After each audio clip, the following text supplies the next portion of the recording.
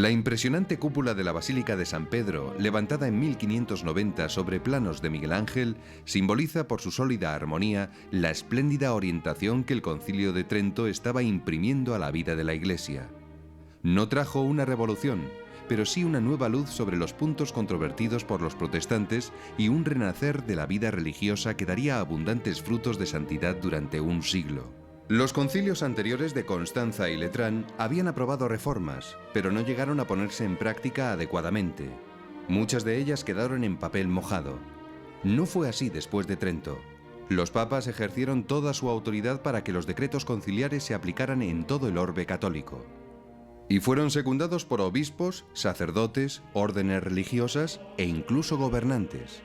Se hacía necesario, pues la situación de la Iglesia en Europa era crítica a causa de la trágica escisión iniciada por Lutero. La Iglesia volvía a aparecer en la iconografía como la barca de Pedro, guiada por el sumo pontífice, en la que todos, obispos, sacerdotes, religiosos y laicos, compartían la misma doctrina y los mismos medios rumbo a la salvación. Trento había conservado el depósito de la fe y generado al mismo tiempo una renovación vigorosa de la vida cristiana. Se ha dado en llamar Contrarreforma al movimiento que surge en Trento precisamente para hacer frente a la Reforma protestante. Este es un término en principio poco adecuado porque es negativo. Más bien tendríamos que referirnos a la Reforma católica. De esta manera podríamos referirnos a ese gran movimiento de renovación que surge en la Iglesia y que tiene como objetivo renovar todo el conjunto eclesial desde la cabeza hasta los miembros.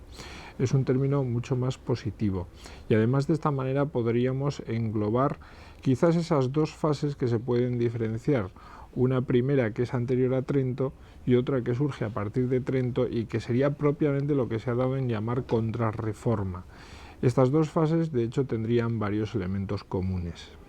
Tras la clausura del célebre concilio, Pío IV confirmaba todas sus decisiones en enero de 1564. En agosto del mismo año creaba la Congregación del Concilio para la interpretación auténtica de sus decretos. El máximo impulsor de la aplicación de Trento sería su sucesor, Pío V, el primer papa canonizado desde el siglo XIII y el último antes de San Pío X. Su profundo ascetismo devolvió a la corte papal su austeridad primitiva, unió piedad, celo por las almas y energía renovadora. La victoria de Lepanto, que acabó con la amenaza turca, fue su última alegría. Un año después, en 1572, moría. Pío V se volcó para que los reinos de la cristiandad que permanecían fieles a Roma aceptasen los decretos conciliares y los incorporasen a su legislación. Les envió las ediciones oficiales que distribuyó también a los obispos para que las fueran asimilando y plasmando en la vida diocesana. El reconocimiento de los decretos no fue unánime. En Francia, la regente Catalina de Médicis los rechazó, aunque los obispos lograron introducirlos progresivamente hasta que fueron al fin aceptados oficialmente en 1615. El imperio no publicó su aceptación hasta 1566, y eso gracias a los esfuerzos de Pío V. Polonia los aprobó tras algunas vacilaciones. Portugal, Venecia y los demás estados italianos los admitieron inmediatamente. Pero fue en España donde Trento gozó de mejor acogida. Felipe II publicó una real cédula en 1564 promulgando los decretos conciliares, tanto disciplinarios como dogmáticos, en sus vastos territorios, incluidos los de ultramar.